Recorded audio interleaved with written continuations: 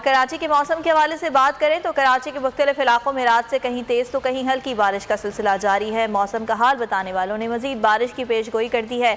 सलमान सलीम से जान लेते हैं कि कराची का मौसम इस वक्त कहता है। सलमान, आगाह कीजिएगा, कहाँ कहाँ बारिश हो रही है, क्या सूरत हाल है शहर की?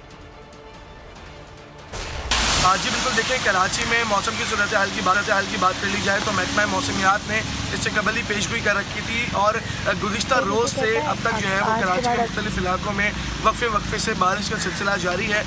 इस वक्त भी कराची के मुख्तलिफ इलाके हैं जहाँ पे बारिश जो है वो जारी है, जिसमें गुलिस्तानी जौहर, गुलशन इकबाल, शारिद फैसल, इसके अलावा मलिक के कुछ इलाके हैं जहाँ पर बारिश जो है वो इस वक्त हो रही है। और हम लोग ज़िला वस्ती की बात कर लें तो गुज़िश्ता रात की ये इतलात मौसम की थी कि वहाँ पर हल्की बूंदाबांदी जो है वो चल रही थी, जबकि महकमा मौसमियात की पेश गोई है कि आज के रोज़ शहर के मुख्तलिफ इलाकों में जो है वो तेज़ गरज चमक के साथ बारिश। मैं हूँ जैस्मीन मंजूर और आप मुझे देखेंगे सिर्फ बोल पर।